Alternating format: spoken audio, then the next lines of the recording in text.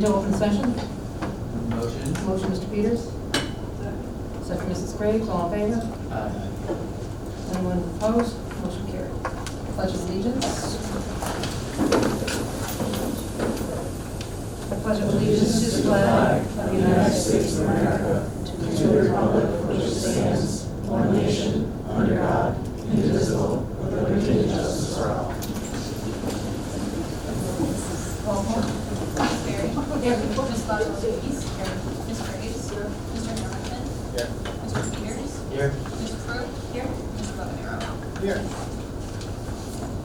Okay, motion to approve the agenda as written, with there were a couple of corrections everybody's received. Motion, Mrs. Burrow. Second, Mrs. Graves, all in favor? No one opposed, motion carried. Motion to approve the meeting minutes of March 10, regular monthly meeting, and budget workshops, March 24 and 26, as written and corrected.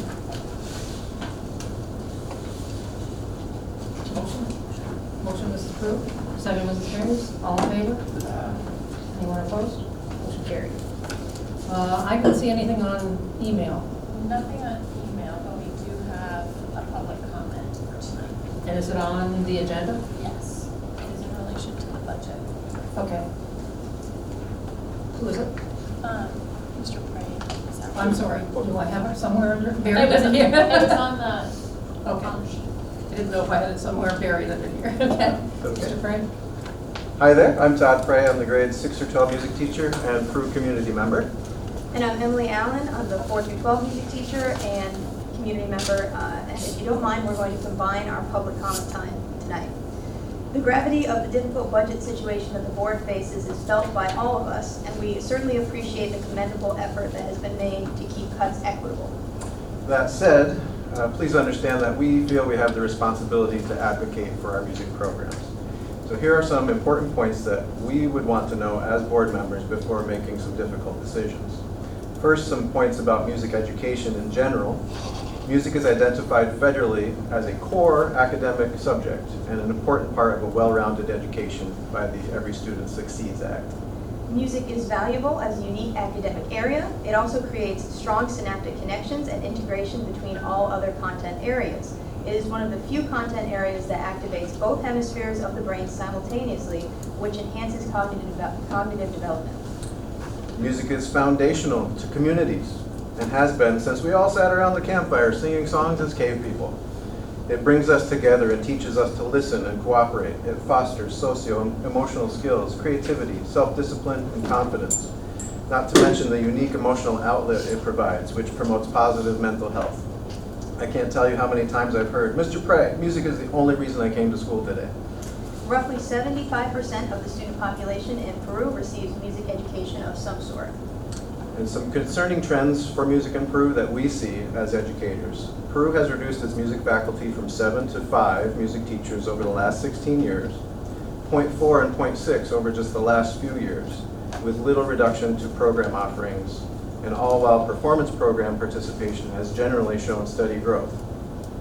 An argument has been made that participation is down in the elementary band and high school chorus. That modest decrease can be attributed to the loss of 3 music teachers in those areas over the last 2 years. This is a normal occurrence in most districts under similar circumstances. And with consistency in those teaching roles, participation is expected to rebound and grow quickly. When cuts are made in other areas, teacher workload generally does not increase much, but when cuts are made in music, remaining teachers are usually asked or expected to add the cuts position's workload to their schedule. For example, when a social studies teacher is cut, our school reduces the number of social studies courses we offer. When a music teacher is reduced, we usually continue to provide the same programs and reallocate duties among the remaining teachers. Currently, Peru music teachers are doing much more with less than when compared to smaller area schools. Several music teachers are planning for 5 to 7 different courses, in addition to teaching 15 to 30 plus instrument lesson groups, and preparation for lots of different events, performances, festivals, and other concerts and events. Adding more variety in course load limits the time we have to plan and create meaningful experiences for our students. It is frustrating as teachers because we know we could serve our students better if our workload was more focused. Some concerns we have regarding the elementary general music position Currently, elementary general music teachers are at roughly a 430 to 1 student to teacher ratio.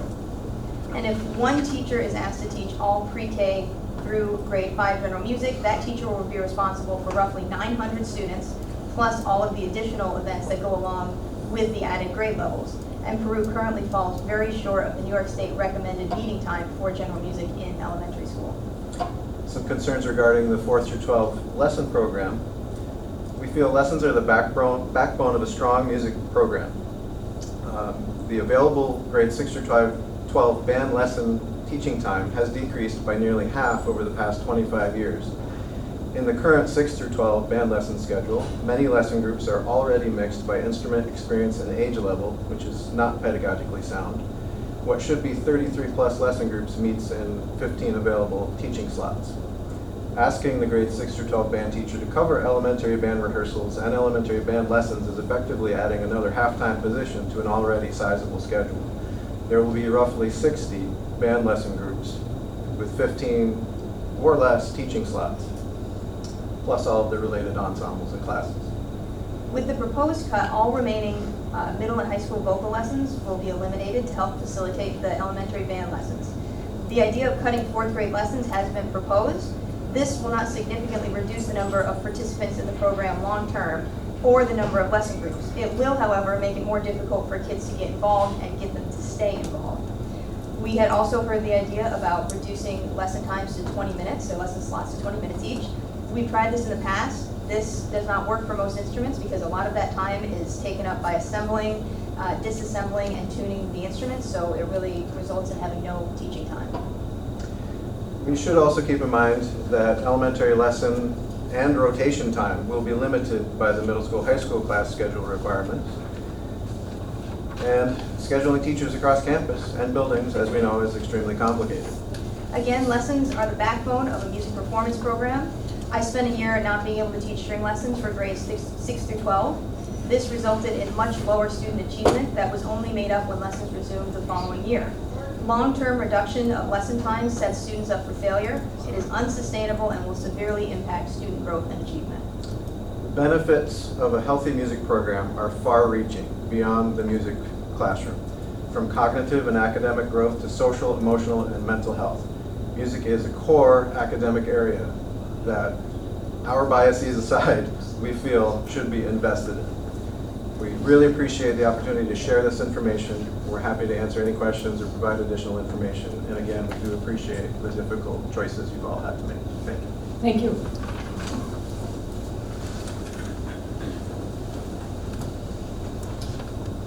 Our ex officio members, please. Good evening, Mr. Storm, Board of Education and Administration. The high school student council will be running elections for next year's school year in May. We finalized the application and have key dates scheduled on our calendar.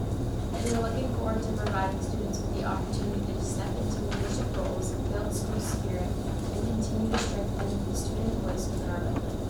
The Peru-based career fair was a great success. There were over 40 businesses in attendance sharing their experience with students grade 4 through 12. The feedback from both students and employers was overwhelmingly positive, with many meaningful connections made and valuable conversations had about future career pathways. This event continues to be the one that our community truly looks forward to each year. Its growth and continuous support highlights the importance of career explorations for our students, and we are hopeful it will remain a staple event moving forward. Thank you.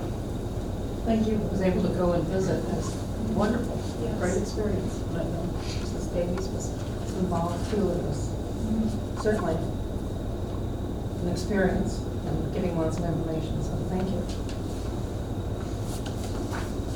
Okay. So, to piggyback what Mrs. Berry was saying in regards to things that are happening in the spring, I guess we can call it still spring. That fair was great, and our students were really involved with it, so I think that was really a great opportunity. I have talked with our partners at CBES in regards to our summer feeding program, and we'll be working to make that happen again this coming school year, which was really a big success last year, so I did reach out to Zach, and we will be doing that again this year. Mr. Berry and I, Mr. Berry, Mr. Matt, and myself are going to actually be meeting with our our senior class. They have some questions about our venue, and we're gonna have some conversations about graduation coming up, maybe even because it's farm. Yeah. We have made the decision to move our graduation to Clinton. I know the students have got some questions, we'll be talking about that, and maybe even come up with an opportunity for our seniors to go over to Clinton with us in advance, to take a look at some of their members, not everybody, but some of their members, to take a look at some of the areas we can improve on in having our graduation there.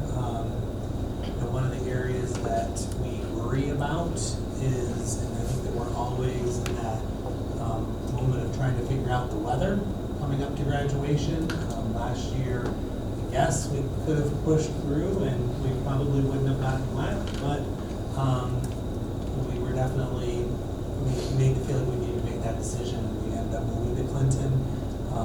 One of the areas that we'll discuss with the students some more tomorrow in our meeting was the addition of some chairs down on the floor, which would be a real positive thing.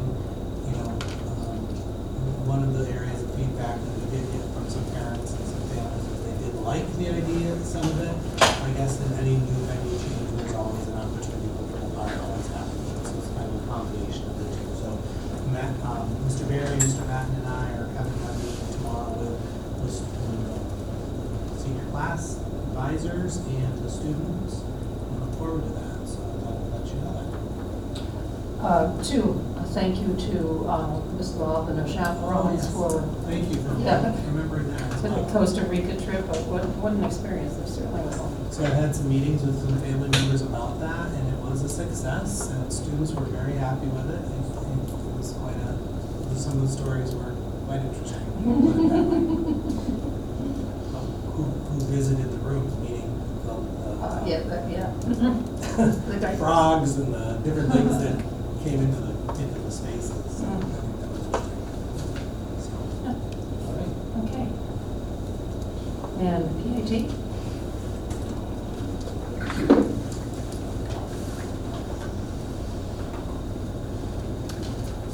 Well, good evening. I'm going to try to be brief, actually a little brief. I haven't gone from school to baseball practice to a NISA meeting that I just got off a virtual call with.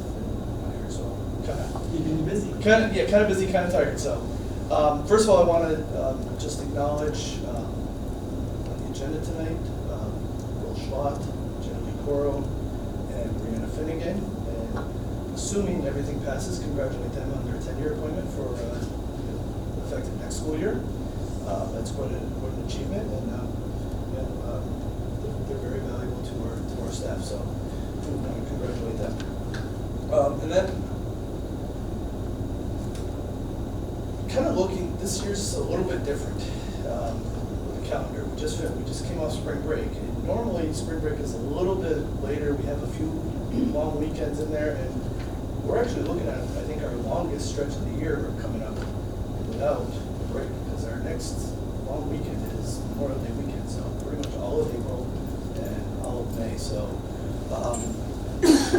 we all know that when you have long breaks, things can get stressful, things can get, people can get tired, and we're also at the end of the year, and it's going to be interesting. So I know our members are going to push through, do their best to get the students to the end of the year, but this is going to be, I think we're looking at 6 or 7 weeks until our next little break. So it's going to be tiresome, but I know our members will do their best and we'll push through it. And then the last thing I just kind of want to tell you about is the NISA meeting I was just on. Actually, it took about an hour and interviewed Blake Gendinwine, running for New York 21, and also Robert Smallin. We got to hear some of their thoughts on, what their proposals are, what some of their stances are.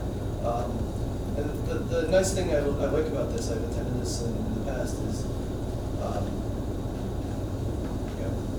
really get to hear directly from their mouths some of their proposals and some of their support for education. I personally asked about the Upward Bound program because I've been involved with that for 28 years, and it was defunded this past September. And when you sit and listen to them, I don't want to say you can get an idea of maybe who's not being completely open and honest, but in today's I really got the feeling that there is, I'm not going to advocate for one or the other, but that there is one candidate who really is going to support education, and that hopefully will benefit our local districts. So, but it was an interesting process, to say the least. So, but other than that, thank you. I know you got a lot on your agenda tonight, so I will step aside. Thank you. Easter next year is March 28th, just to FYI. Okay. Admin reports. Ms. Bowles.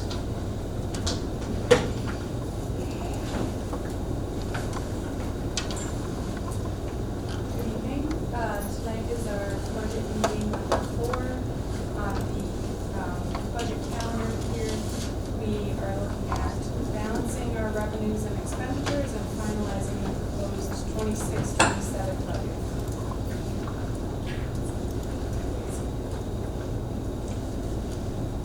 So our meeting agenda today, we're first going to review our objectives, review our timeline and important dates, review our parameters, review our base budget expenditures and revenues, review the budget proposals and reductions, and intend to balance revenues and expenditures and approve the 26-27 proposed spending plan.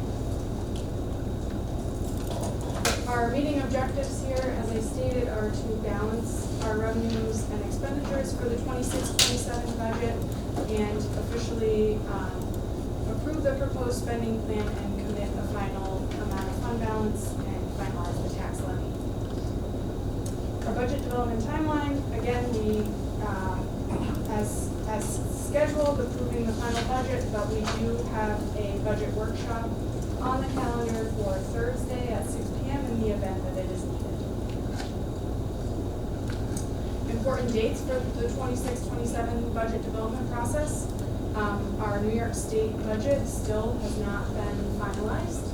We don't have a date for that yet, so at this point we still operate on the governor's executive proposal and the February database update. Then on May 12th, we have the budget hearing. That's at the regular board meeting, and May 19th is the budget vote. So the proposed budget parameters that the board discussed in the budget workshops in March was to commit a necessary amount of fund balance to sustain programming and only make necessary enhancements or reductions.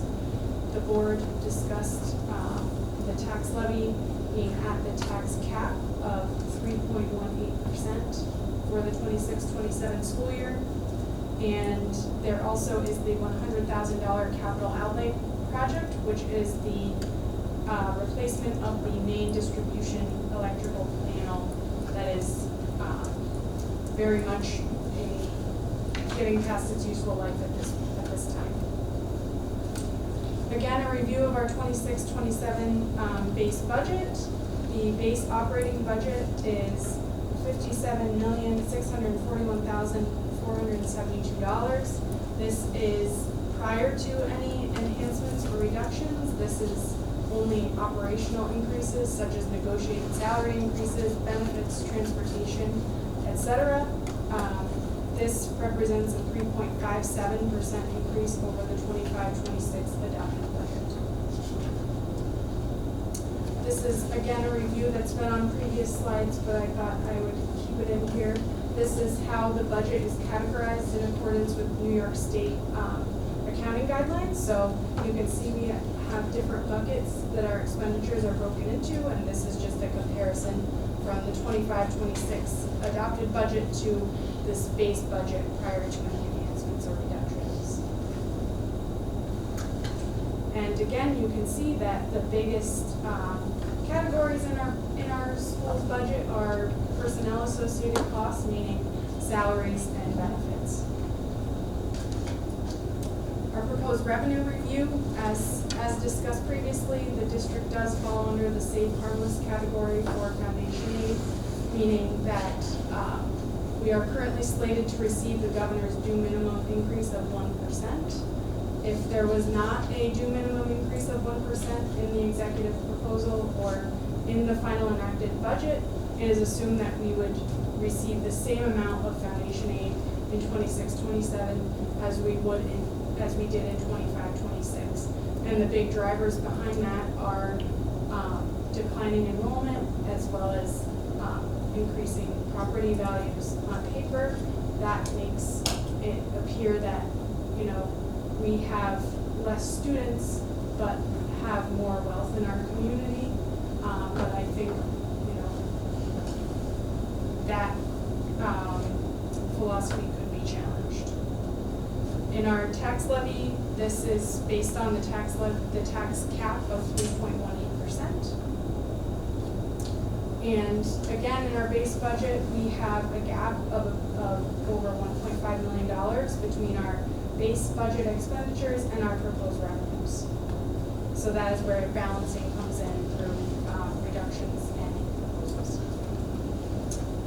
Again, the 26-27 tax cap is 3.18%. I have shared this in previous budget workshops, but the tax levy limit frequently is referred to as a 2% increase. It's important to note that the tax cap does not limit the levy increase to 2%. It limits the inflation factor that is used in the tax levy calculation to 2%.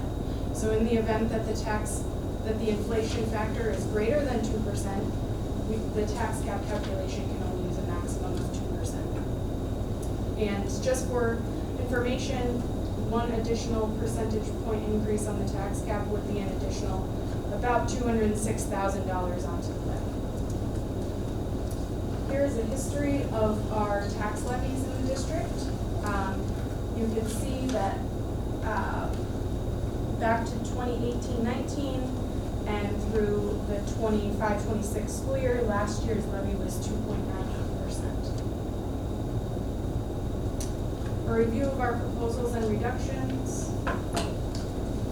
And Mr. Storms, would you like to go Sure. through these again, or? Yeah, I think it's just important, we have had this conversation during our budget workshops, but one of the proposals that we talked about in our budget workshops was a proposal made by Buildings and Grounds for a vehicle replacement.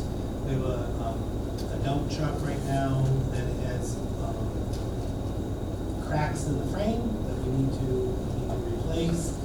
We will downgrade the vehicle from the large dump truck that we have to an F-350. This is an important purchase due to the fact that we will need to use it for plowing purposes in our district. Minus that could definitely impact us when we could need to close school if we weren't able to remove all the snow that we need to have. So this is, we've limped along throughout this winter, but this is definitely something we need to do. The next one, as you can see, we've removed, it was a door access panels. Those are card readers, and currently we did some of those in a building project, a previous building project, and have some we still need to replace. That was an amount of $70,000, and this will just be, we'll have to either address them in the event that they do fail, and we'll have to address them by either moving one or completely replacing it as they happen. So we believe that we can handle that after recommendations from the budget meeting. The next one is sealing the cracks in our pavement. So, one of the areas that we're recommending is when you look at since our last building project, we did many driveways on our campus, as well as the road that goes around our campus. Those are some areas that we feel that we need to maintain those because the cost is much higher if we have to go back out to a building project and replace them. if anyone knows, the 22B side of the elementary school is a situation where that driveway is in very poor condition. This is not addressing that, but that's an example of what would happen if we are maintaining our driveway. The Huddle subscription, this is an opportunity for our community when it comes to publicizing our sporting events, as well as music events across the district, rather than having our community pay subscriptions. This is a recommendation that we pay the $21,000 subscription, and then people will be able to join that. So those are those. Next slide for me. Thanks. Those were the enhancements. Now, when we talk about the budget reductions, you'll see that we looked at nutrition across the grade levels. We've looked very closely at our contractual obligation and requirements by the state as we do this. So when you're looking at grade levels, like for example, second grade, you see if it's nutrition. When you look at the enrollment of our first graders moving into second grade, there's a less number there, so we feel we're very confident in moving and reducing the second grade with our retirement. Kindergarten is always very nebulous in regards to whether or not we're going to have enough students, but the predictions right now allow us to have 4 sections of kindergarten. And one of the areas that we do budget for is a budget for adversity positions. So in the event that our projections are wrong, we could always add one later in the summer. Social studies position through attrition, that we'll definitely have to switch some of our content area, or some of our electives will be impacted by this. Some of our labs that we've provided for students will be impacted by this, but we do feel that we can move in that direction. Our business teacher, we have a business teacher who's retiring as well. We will do some movement there and use the other 2 business teachers that we have to pick up some of that work. An account clerk typist position, that the person moved on to another position, and we feel that we can do some movement there as well across our district in addressing an example of the workload that will be used there is attendance. The notifications of families through attendance will be there. Special education teachers, there's 2. One is attrition, one is downsizing. And we feel that we'll have to move people around for those positions, but that's another situation. For teaching assistants, we have 1 attrition in the elementary school, and then 3 downsized. So it will be intervention support. Also, in our movement of special ed teachers and creating a program in our elementary school, we would downsize a teaching assistant, but we would be using a special education teacher in place of that. And then another one of those is a one-on-one teaching assistant that the IEP no longer is requiring us to keep. The assistant superintendent position is a downsized position. We'll have to reallocate work across the district with our administration and myself. Music teacher, and I think our music staff did a beautiful job in regards to giving their recommendation or giving their feedback on that particular position. That's also recommended as a cut and a downsize, and a social worker position as well. So those are the pieces that were recommended there. Physical education is a 1.0 physical education teacher, and it's really being addressed. It's kind of funky because the next one is our athletic coordinator. We're going to reduce our athletic coordinator down by 0.4, so she'll actually be providing physical education with a reduction in the number of classes in our elementary school and some squeezing in middle school and high school. We will be able to pick up the physical education cut, so it'll be a 1.0 physical education teacher. And then that also addressed the athletic coordinator. The last one is a technology teacher. a 0.4 of a technology teacher. We will maintain a 0.6, and we will take some of the middle school technology classes, and that will go to our high school technology teacher, and that will be the reduction of an elective class that we currently have. So there's definitely quite a few reductions as we shared here, and those are a lot of work has gone into it from our leadership team, and not one is an easy cut, and I think that's really important to recognize. There's not one on that list that I can say to you is something that's not going to impact students, because I do believe they all will impact students. But at the end, I think that my recommendation to the board is to move forward with all of those positions, not picking one over another one. So given the proposed base budget and the enhancements and reductions that have been presented, that does leave a remaining gap. That does give us a base budget of sorry, my screen is really tiny on here, $56,518,175, which is a 1.55% increase over the 25-26 school year. However, that does still leave a gap of expenditures that are not covered by proposed revenues, which would result in the need to appropriate additional fund balance into the budget. Here's a graphical representation of that gap.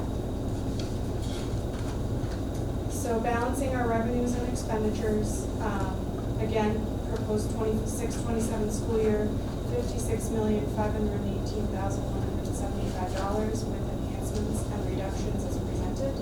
This would require appropriating an additional $386,337 of appropriated fund balance.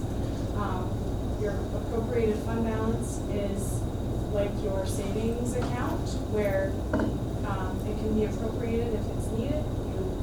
It's considered a rainy day fund. We hope you don't need to use it, but it would be there if it is available, or if it is needed. So our total fund balance, a review of this, as of June 30th, 2025, our total fund balance that encompasses our unassigned fund balance, which has no designated purpose, our appropriated fund balance, which is that savings that's built into the budget, as I explained, and our reserve funds, which are reserved for a specific purpose, was about $9.2 million. And the projected total fund balance as of June 30th, 2026, in preparation for the 26-27 school year, is about $7.9 million. That is due to projecting a deficit for the 25-26 school year. So the proposed 26-27 budget, again, we have our base budget as well as our budget proposals and reductions, and the final proposed budget, which would be the to-be-determined amount for agenda item 10A on tonight's agenda.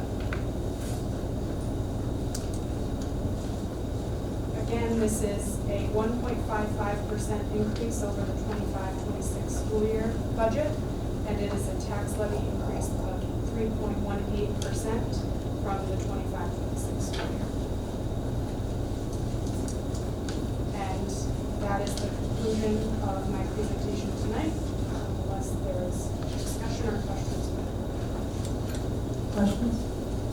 I have a comment, and I wrote it down because I wanted to make sure I could clearly articulate my thoughts. Our past annual themes that we put in front of the community have been transformation, fiscal sustainability, and planning for uncertainty. And yet here we are, the third year in a row, running a deficit, and based on projections that have been shared with the board, that revenue gap only increases in future years. And we have not changed our approach. Putting this budget as it stands in front of our community is not living up to our responsibility to students or staff. I do not think we continue to balance budgets based on position cuts and fund balance alone. In fact, previously in conversations, our school business executive confirmed that if we were to continue dipping into this fund balance without refunding it, we would basically run short in 4 to 5 years. And this plan, it has a dead end. It's important to keep in mind revenue gap has 2 components. It's revenue and spending, and we need to address both. On the spending side, I want to see proposals that look past headcount into meaningful adjustments in the way we plan and allocate funds across all areas of the budget. I know that salary is a big chunk of our spend, but that doesn't mean it's the only place we can adjust our spending. On the revenue side, I again advocate the need to exceed our tax cap. I'm not saying that jumping to a 10% levy is appropriate, and that's why we need to change the way we spend. But I don't think that a 3.1 to 8% is a reasonable increase either. Our modified budget rose 1.55% year over year, and that's basically half of the consumer price index of 3.3 in the same time period. The fact that fuel costs are up 30% or more, electricity rates have gone up 10% last year and another 30% this year. Those are costs completely outside of the district's control, but these are monies that we have to spend. And without asking our community for an increase, we're paying those increases at the cost of our students' education and safety. I know nobody wants higher taxes, and I've heard from the board it's a hard time to ask for that increase on families. But if we look around, increased costs are the reality we face everywhere else. Some examples. The cost of Netflix increased by 11% in the past 12 months. Hulu by 16%, and this is the same across all content providers. A Dunkin' Donuts large coffee is up 7% in the same time frame. A bottle of Coca-Cola is equivalent 7.6%. McDonald's, who has publicly stated their rigorous efforts to stabilize pricing to retain consumers, is still up 5%. Your clothes at Walmart are up 10%, and groceries there have risen by 5%. The reason I bring up these comparables is because the truth of the matter is our families are already paying more. They're paying more everywhere else, and we cannot let our children's education be the one place that we're not willing to do the same. This year's theme is collective commitment. So I advocate that we actually propose the collective change that we need and get that commitment from our community. Anyone else? We will be looking at this again in 10A, so there could be any further discussion too. Anything else? Okay. Looking at reports and communications, 6. A through F, any questions, comments on those?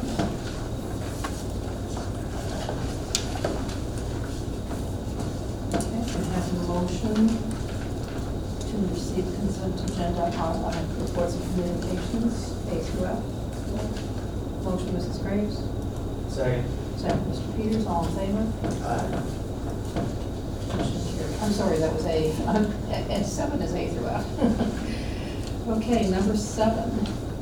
Is our fixed assets and our donations, internal audit. Any questions, comments? Maybe Ms. Bose, we could, Mrs. Bose, we could say a little bit about our internal audit. The audit committee did meet prior to. Yes, we had an internal audit targeted on Medicaid and Medicaid reimbursement.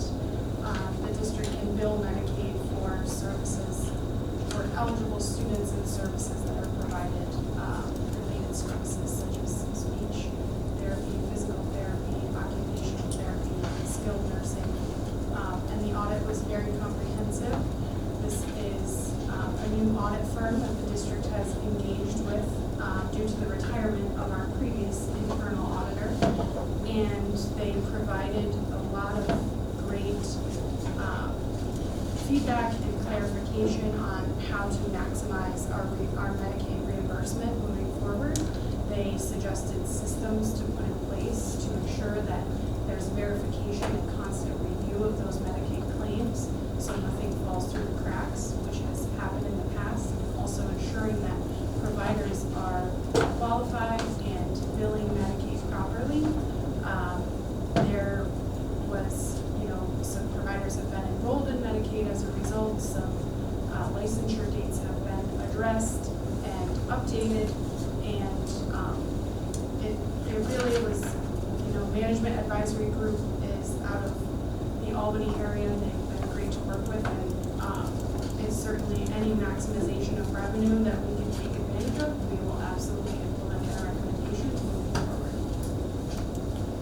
I didn't see it in their report, but do we have like a handle on what the quantified impact of that, like how much did you miss in past years, or what do we think like that additional capture of reimbursement will be moving forward? So there was, and it, again, very comprehensive report, but there was some speech therapy that was not being billed properly, and so that was about $50,000 a year for the past 2 years. So that is something that we will be changing immediately and billing and maximizing. Yes. It was an excellent report, and then Mrs. Bowes addressed the corrections, and we're on the route to having it all established and gaining more of our reimbursements. Well, the additional systems, they include like a few different areas of is that just a change in process, or are we gonna need additional tooling to support that, or are we gonna need additional staff? So I think right now we didn't have a process for that. So first creating the process upon their recommendation, and then as the process gets going, we will see whether additional staffing is appropriate in order to maximize that revenue based on their recommendations. Might advocate for a COSER for it. Certainly, having worked in the system before, I know that there's many schools who are not maximizing. I don't know who is. And certainly, yeah, it is very much so. So it might be something that an advocation for a COSER for it would be excellent. Any other questions on new business, A through F? And it's nice to see the Clinton County Correctional Facility with a backpack program. And then the Giants Foundation, that was from Mr. O'Connell being recognized, right? So another $2,000 to the football programs. Excellent. So motion to accept A through F. Motion, Mr. Webanero. Second. Second, Mr. Peters. All in favor? Anyone opposed? Motion carried. Personnel. Any questions, discussion? I do want to thank Mrs. Myers for her many years of dedication to Peru and success in her new role at SUNY. Thank you. And as Mr. Moreno said, congratulations to our 3 new tenured teachers. Anything else, anyone? So motion to accept A through G with those corrections that Ms. Buscaglia gave us. Motion.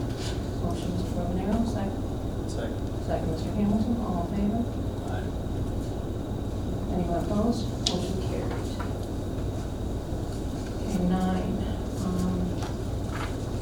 9 is on that piece with Orion. Our first piece was that we were not going to have to pay back anything. That was what we had last month. But now, looks like we've got to pay back. So basically, the Orion countered our counter offer. And the town. Yes. So our proposed settlement was to waive all refunds. Orion responded to that by discontinuing their petition for 2022 and waiving the refund due for 2023, but proposing refunds for 2024 and 2025. This money was set aside into a reserve fund, a tax certiorari reserve fund for pending judgments associated with these types of claims. So up there, even in the fund balance projection for last year, you can see that reserve was set aside. And that's the point of that money in the event that it's there. And so this would result in paying refunds of approximately $48,000, but the remaining $200,000 would go into the unassigned fund balance because there are no more pending claims. This would be a final settlement, and that money would go back into the unassigned fund balance.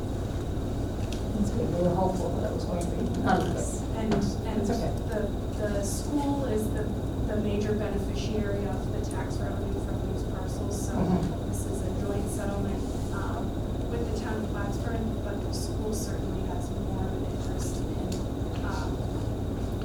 coming to a settlement than the town does, just because of the financial impact on us. Any other questions on that? So just, you said, so the total refund back to taxpayers is Or you? About, yes, and the attorneys will review that, we just need the board resolution first. To Orion. Okay. Now therefore be it resolved that the board hereby accepts the terms and conditions of the proposed settlement regarding certain tax certiorari actions relating to the Orion property and authorizes the school district attorney to execute any settlement agreements in material conformity with the terms outlined herein and take all actions necessary on behalf of the district in effectuating the terms of the settlement agreement. Motion to approve that resolution with all the whereases in it. Motion, Mr. Webanero, second, Mrs. Graves. All in favor? Aye. Anyone opposed? Motion carries. Okay, we are now looking at new business 10A. And 10A is the action to establish our TBD as the dollar amount, which the Board of Education shall put before the qualified voters. We did do the 3 buses last month, so we're set on that one. Okay, discussion. Mr. Webanero gave us a statement. Anyone else? Just a question, you're last email on this from just looking at subscriptions and yes. Oh, yes, give us that Absolutely. information. So I did look at subscriptions. I wanted to look at them over the course of multiple years. So each year, we do have a system in place, and Mr. Damiani runs that system for us, our subscriptions, and we have seen a market reduction over the years. So I'll give you an example. Instructional technology and 23-24 school year, we were spending around $94,000, and now we're in the 25-26 school year, we're at $74,000. We also looked at our library cruiser, and that we worked through CBS on, and the 23-24 school year, we were $87,000. Reducing it to the following year, 24-25 school year, to $43,000, 25-26, $42,000, and then 26-27 school year, we're projected to do a very small jump to $43,000. So we have been working in this, we look at subscriptions, determine their use, whether we're using them as a school district, and then also adding new ones, but removing other ones. So that's definitely a process that goes on all the time. Also, NARIC, we receive aid back from NARIC on various subscriptions there as well. That one, we ended up, we pretty much, that one has been relatively stable in regards to around $12,000, and it's been the same for 2 years in a row. And then ones that are outside of those are also similar. So I would say that when we're talking about subscriptions across our district, there's a process in place, a review of their use, a review of if there's too few people that are addressing it, what alternatives do we have within our subscriptions, and then we take really action to remove them. Other areas, as you mentioned in your email, we're program. And I think that when we talk about program, I think that does also very much impact staffing. So when we're talking about the various reductions that we talked about tonight, those definitely impact programs. So it'll impact things. For example, in social studies, we will impact some of the electives that we're going to do, which would be considered our programming in our classrooms. And then we also, I went and talked a little bit, went and had a conversation with Matt LaFave in regards to maintenance and like our ability, like what things do we have scheduled for this coming school year, minus obviously the things that we already talked about, which those those obviously could be also talked about again. But for example, one of the things he didn't put forward to us and that we're going to do on a case-by-case basis is heat pumps and circulators on our current furnaces. So we've got some that are definitely on the older side. We feel that we will, instead of replacing a bunch of them right now, we will replace them as they fail. That was an area that he didn't bring forward because he knew where we were financially, that it wasn't the best thing to move forward, and we would address them on a case-by-case basis. Similarly to that of when we moved from enhancements, which was the door readers or the access door access panels. That was an area that he didn't bring forward, but he believes is a maintenance thing we should be bringing forward. Another area that has been discussed at the board level, which was not brought forward, and it's something we won't be addressing as we move forward this year, is the salt versus sand conversation. He really does believe it's something we should be considering, but we're not at the right times for that. Another area that we had conversations about was lowering the set point of our heat, and we're talking about natural gas, that we could definitely do something there. We do keep our set point of our temperature in our school at 72 degrees, which, I think is interesting because, when you talk about your home, some people might say, well, that's very high. Other people would say that's not high enough. And I think that we have to take into consideration our school a little bit because there's different areas of the school. Certain buildings are insulated differently than others are.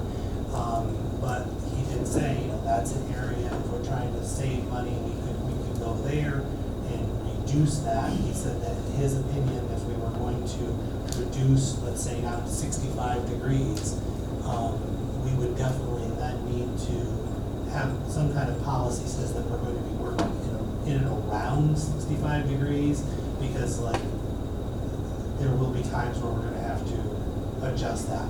He did want me to assure the board that we have all of the sets in place, that our systems shut off at night, or shut down or go to a lower temperature at night, so we are addressing it that way.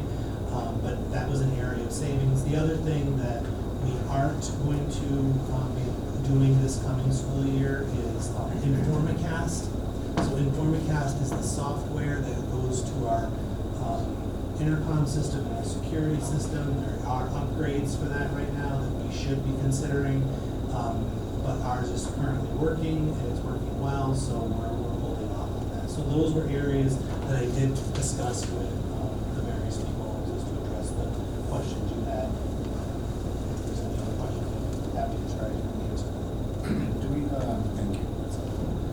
How about extracurricular programs? I know, and I don't know how much of it is self-funded or reimbursed, but activities like the PACE and Sure. mentioned that So- there's stipends and other costs. Sure, so definitely, for example, PACE, and mentioned are grant funded, so they've been grant funded through our process, and we are at the place right now where the grant that funds PACE, for example, is ending. I'm working right now, and not just me, others are working with Ausable to try to secure monies again from the same grant. It will look very different than what PACE looks like right now, but if we were to be awarded that, but we were told by people who work on grants throughout the state that this round we would need to be a partner with somebody else, and so we are working with the parameters that Ausable Valley could bring to the table, what we can bring to the table, and the partnerships with things like trying to create partnerships with Plattsburgh State, with the library, the youth commission, and that kind of thing. So we're working on that, which would allow us to keep having those types. It would be different, but those types of things. So those are definitely grant funded at this point. Yeah.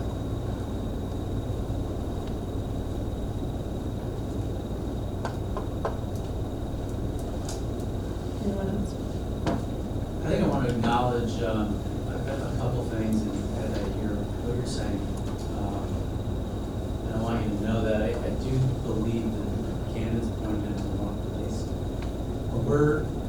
talking about subscriptions or things like that that are where we should be saving, and of course we should be looking at all these things all the time to be as efficient as possible. When we get to that point, I think it acknowledges the fact that all the big cuts have been made. All the things that are doing the least amount of damage to students have more or less been done.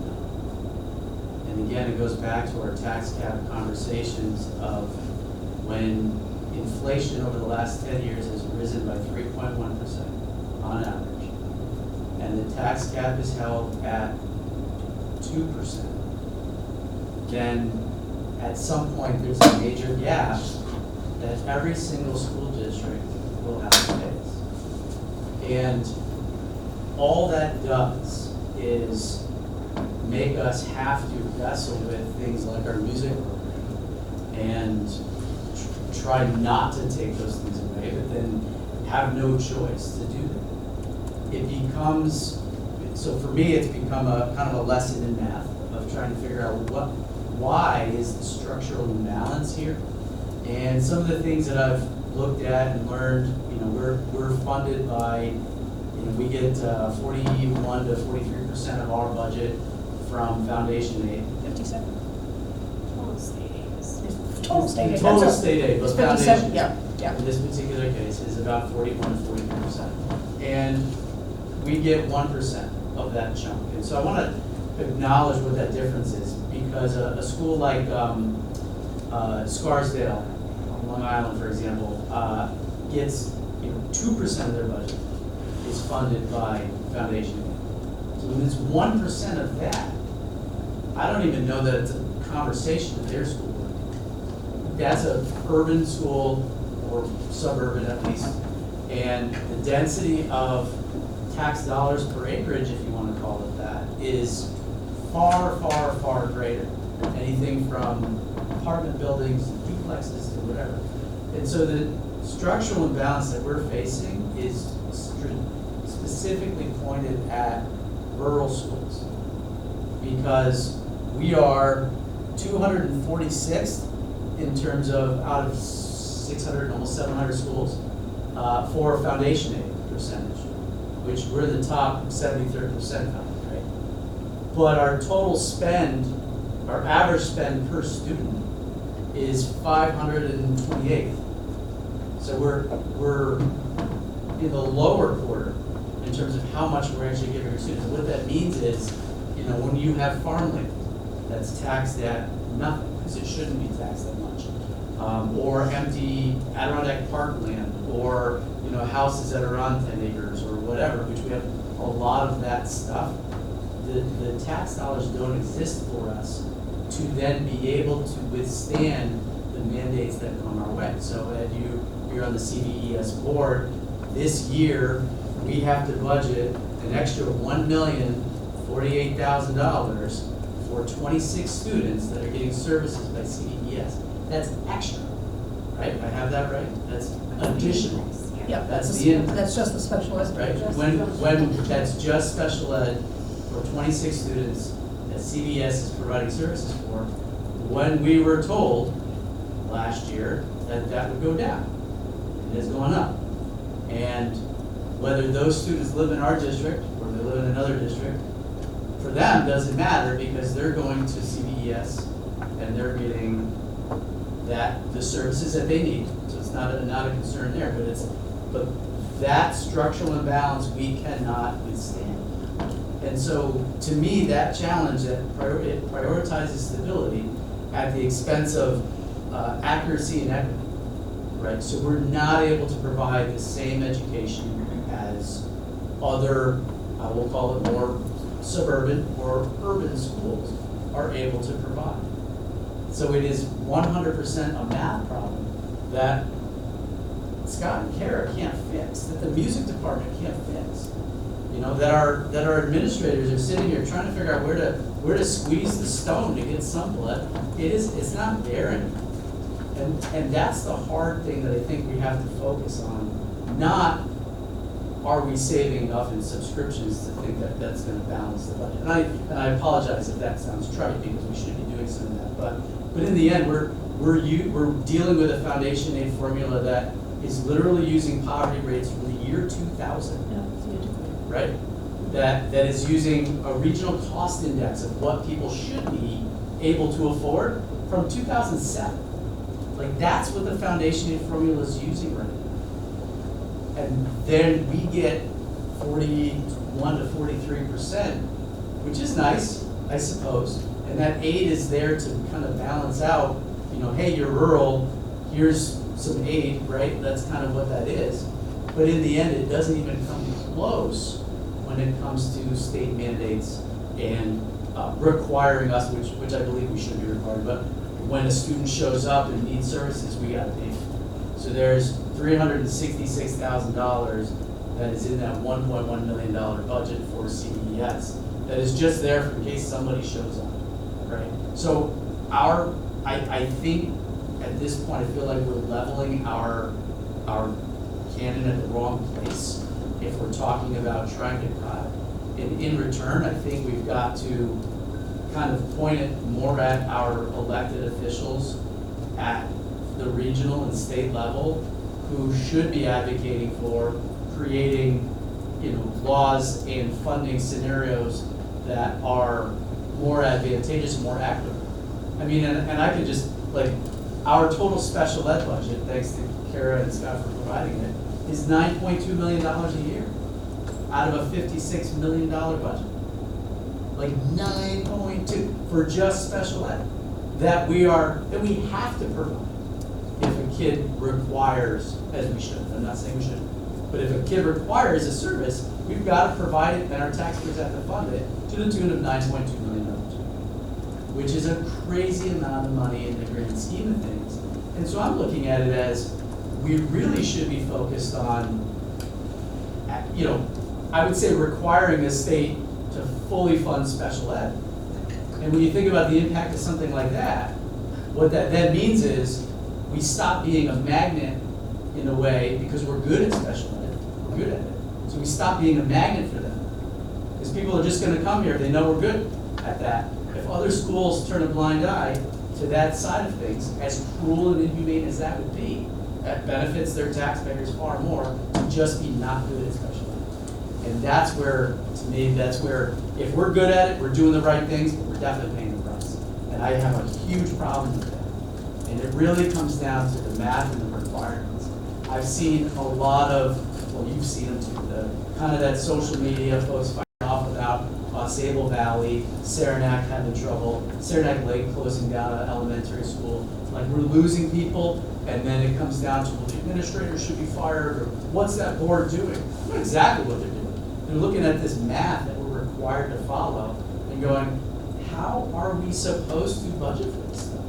How are we supposed to budget for, and I can carry on to correct me, but we're paying right now for services we're gonna get reimbursed for the next fiscal cycle, right? The next financial, like, to me, that blows my mind that that's what she has to do. But that's what we're doing. And nobody knows that. Right? Everyone thinks a school has to operate the way we manage our own pocketbooks or the way we manage our own businesses. And it's not even close. It's not even funny to talk about what a school has to do and how they have to manage it. So I would love for this board to set our amounts based on what Kara and Scott and the rest of the team have provided and it breaks my heart to look at Todd and Emily and tell them I don't know what else to do, because we don't.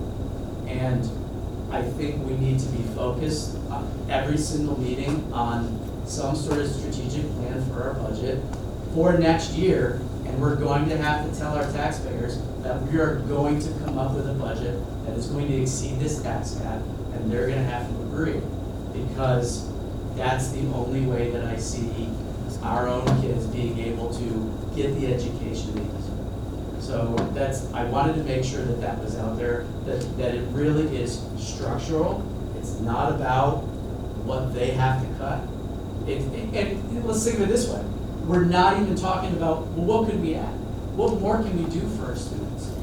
we're not even talking about it. And that's the worst crime that we're committing. You know what I mean? Like, that's the worst thing that we're doing, is we're not even asking, what more can we do for our kids? We're not, we're asking how little can we get away with, and I hate that. But at this point, we just don't have a choice. And I would really want to see our community pull together to focus on what the budget process is and the imbalances that exist structurally in our region. Because rural schools are not getting a fair shake. Steve, I appreciate everything you've said, and I don't disagree with nearly anything in there except for one major point, which is there's nothing else we can do except wait for elected officials. I think that's baloney. There is one very clear thing we can do, which is go out above our tax cap in a reasonable amount. We don't need to wait till next year. The next best time to plant a tree is today. I advocated to do this 2 years ago. That's monies we've been collecting for the past 2 years with interest on it, and we didn't do it. We're going to continue to push that out to some future where we wave our hand and blame politicians, and the situation is not going to change. And I don't want to wait for elected officials to change us. We do have the ability to change this right here in our district. The public conversation this year, this budget, we should go over our tax cap. A reasonable amount. I mean, the cost for an average household in our community, the increase we're talking about is less than a Netflix subscription, right? It's less than a couple cups of coffee a month. Is the student's education worth that? I think it is. I think that's a conversation that we deserve to have with our community, and things over here this year. I think that our community is suffering, and you said everything, from Walmart to McDonald's, you name it, the price is up. So why are we going to put that on our kids? The That's fact not is fair. that our community is frustrated like we are. What do you do? What do you do? Can I change the price of McDonald's? No, I have no say. Can I change the price of Walmart? No, I have no say. Can I change what the school district, Peru Central does? Yes, I can vote. And I don't like what's happening, but they are gonna vote no because they're suffering and taking the Walmarts and the McDonald's and everything that they are suffering with and saying, the only place I have a voice is here, so I'm gonna use it. So if we go over and ask for more than the bare minimum at this point in society, and this point in where not even Peru, but globally, just look at little rural North Country. Every one of them has this problem. And there's some information that Steve just gave me that is really interesting and really has to be looked into. But the public doesn't know that, and we don't even know that. And there's some major changes that have to be made, but I feel that there's one thing that the public can do to help their $20 more or their $40 more is to vote no. The only place they can vote no, they go to the doctors. What it is what it is. But school district, that's the place I can say something, and I'm gonna voice my opinion. And I think that would be the philosophy of the majority of the people.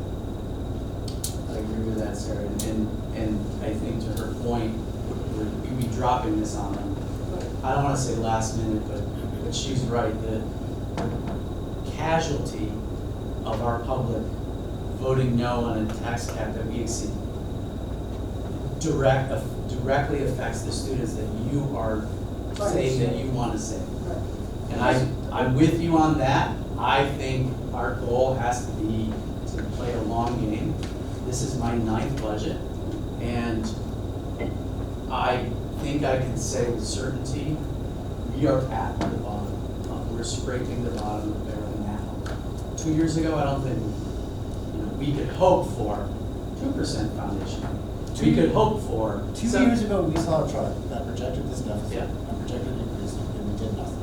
That's not. We No, make- because, and let me explain why.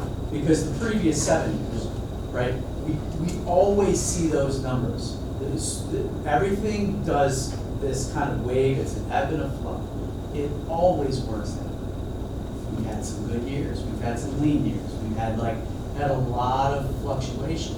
And every single time, whether it was Kara or Randy before her, they would come up and it would be like, it actually looks pretty tough right now. And then at some point, within the process, the numbers start to float back to where we want them to be because we get close to the end of the year. And so I see what you're saying. You're not wrong in that scope, in that saying that this is an issue, but every year is that issue with this type of structural imbalance in the budget. Every year is like that. But with what Scott and Kara have put together with the rest of the administration, it really does, after 9 years for me, feel like we're right there into losing some major things and really harming the education of our students to a degree where, we're causing almost irreparable damage. And so I see your point, but every year is like that on the school budget. It takes some investigation, it takes time, which you've put in, which others have put in, and to really look at, okay, are we at that point? I think we are. I think we're barely gonna scrape through this year. And I would love to give our community and our elected officials some runway to be able to assist us with solutions, because they can't do anything. That's how I think. I don't think hope is a sound strategy. Like, I don't want to wait and hope that things change next year. We can do something now. Like, this is our job. This is why we were elected to sit here. This is our job to address the situation this year, not next year. You're saying we're at the bottom, we're sweeping the bottom of the barrel. Like, why aren't we doing something different? We have a very clear decision in front of us where we can do something different. And by the way, we're not doing the bare minimum. We're doing the maximum we can do with a base majority. We need 10% more voters. We've gotten consistently for the past 15 years in order to go over the tax cap. And if we fail that, then we have to go back out to the voters and say, okay, we'll go at a tax cap. Like, so the failed outcome of that is we retreat to this current position, but it's worth a shot. Because if you don't take that shot, you're guaranteed to miss it. It costs more, or we might not have a second vote. We might go straight to contingency, which is less than this. Correct. He doesn't have to have a second vote. You don't get two chances. You can You can have a second vote, but you don't have to. And so you go straight to contingency, which is worse than what we're offering now. 1.5% worse, not a whole lot worse. Mr. Hamilton? Yeah, I mean, I completely understand Mr. Webinaro's perspective and point of view. I think we're at a point where we need to consider exceeding the tax cap. I just don't think this is the year to do it. I think we need to have this conversation publicly and have it all year long so that the next budget cycle, our community is in a position to hopefully support that. I look at, Mr. Webanero articulated a number of things that have gone up, and those have gone up for our community, no different. Insurance, utility costs, fuel. We don't know how long the conflict in the Middle East is going to continue and what that's going to do in terms of fuel costs and different things. And I just don't think that our community is prepared for that. I also, when I look at this, it's not just about cuts and cutting programs. We have a declining enrollment. There's going to be attrition when the numbers of students go down. I mean, that's just a natural thing. It's unfortunate, and I'd love to see the school partner with the town and market the town. I'd love to see development of housing. There's a lot that I'd like to see in our community. But going to the voters to ask to exceed the tax cap at this point in this economic time, I just don't think is right. We don't have a state budget. I think we've had conversations here at the last several meetings that there's a possibility for additional aid. That can happen. I've brought up in various conversations in this budget cycle the notion of exceeding the tax cap.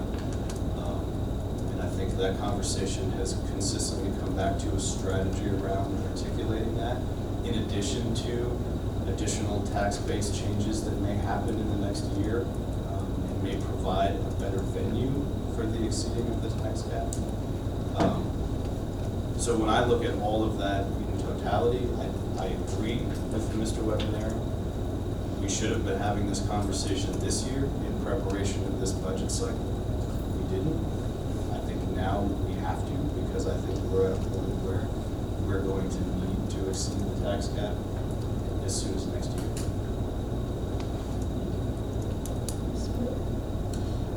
I think coming into this meeting, I also was leaning into the idea of asking our community to exceed our tax cap, because I think similarly, the idea to try to get ahead of a problem or to see the problem that we're already facing and kind of do the same thing doesn't seem productive.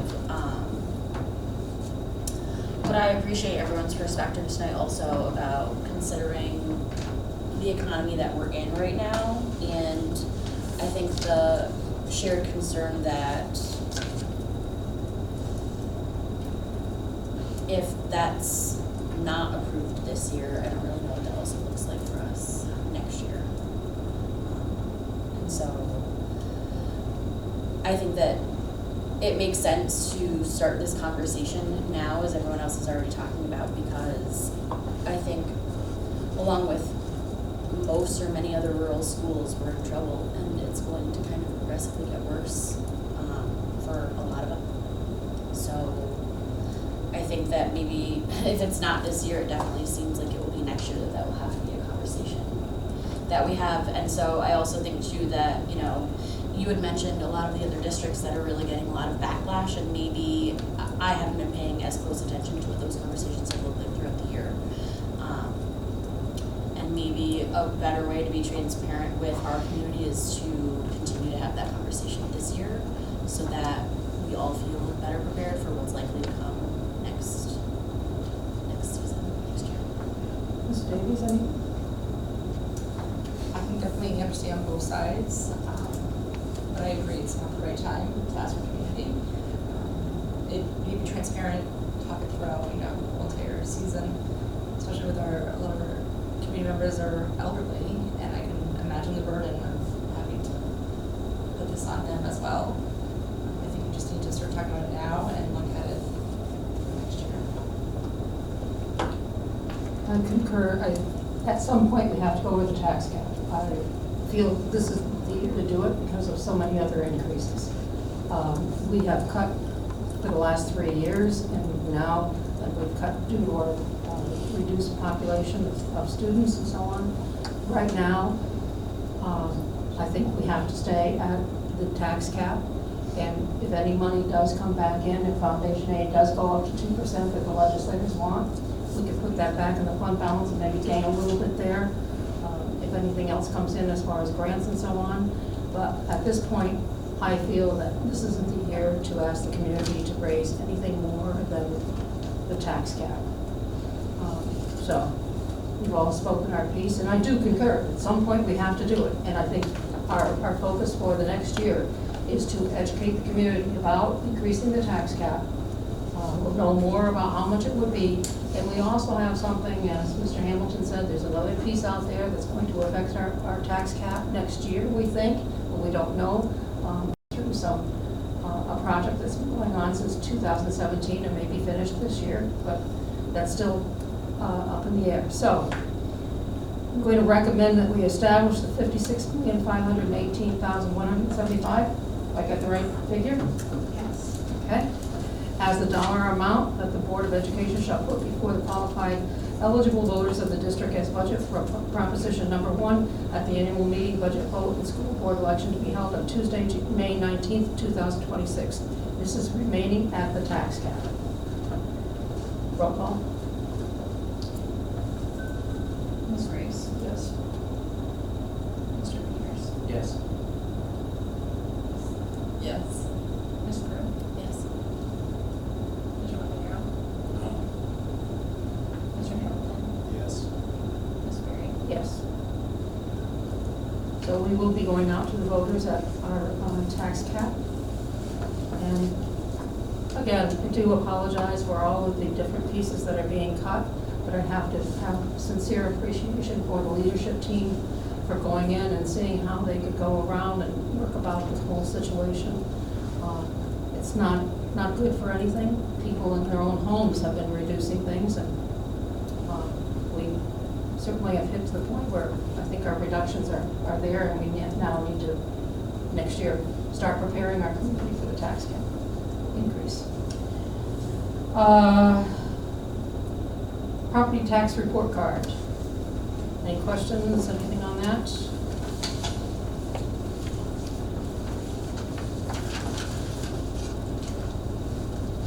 Okay, then, motion to adopt the 26-27 property tax report card. Motion, Mrs. Graves? Second. Second, Mr. Hamilton, all in favor? Aye. Anyone opposed? Motion carried. BOCES budget, set a time for Tuesday, April 28th. To vote on the BOCES budget. I'm going to take your phone and look at the calendar. Sorry, I'll get my phone to look at the calendar. I looked at last year's and it looked like it was at 7:30 a.m. last year. 7:30, I think usually we hit 7:30. I don't know if that's good now that we have parent. Here, Mrs. Brew, what time do you bring your, well, we have people who work too. April 28th. Give me some times, people. That's fine, 7:30 o'clock. 7:30 is fine. Yeah, earlier the better. 7:30? Okay? Yep. It only takes 5 minutes. Yeah, I'm in Vermont. You want to do 5:15? Oh, I'll do 6 o'clock. Sure. I can go back to bed. 7:38, you're in Vermont that day, April 1. Unless we did in the evening. But who knows what happens that is. Yeah. When I get home. And it's voting on their slate of candidates running for the 7 open seats this year? Wow. We'll get more information on that, I hope, and their budget. So 7:30, April 28th, here, vote.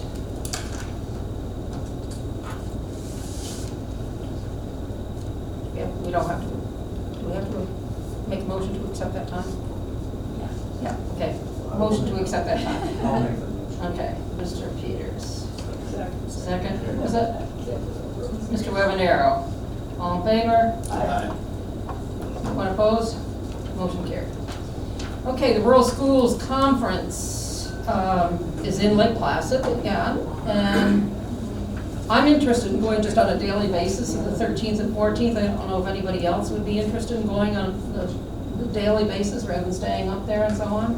I would. Yeah, great. Okay. Okay. Yes. Anyone else? Is that okay with you, Mr. Storm? So we go the Monday and Tuesday? Okay. So motion to have Mrs. Graves, Mr. Storms, and Mrs. Berry go to the Rural Schools Association Summer Conference on just the July 13th and 14th dates. Motion, Mrs. Prue, second. Sorry. Second, Mr. Hamilton, all in favor? Motion carried. Public comment? Okay, I do want to mention too, and I should have mentioned that earlier, the library carpet looks great. I was gonna mention it too. Yeah, it does. Everyone wants to see it, I can walk. Yeah, through and walk it. it's very much this. Very similar. Yeah, very We similar wanted to the this. same, but it wasn't exactly the same. But It it's, was very it close. really looks nice, very nice. It still has that new carpet smell though. And we don't need executive session. Motion to adjourn. Motion. Motion, Mr. Peters. Second, Mr. Webanero, all in favor?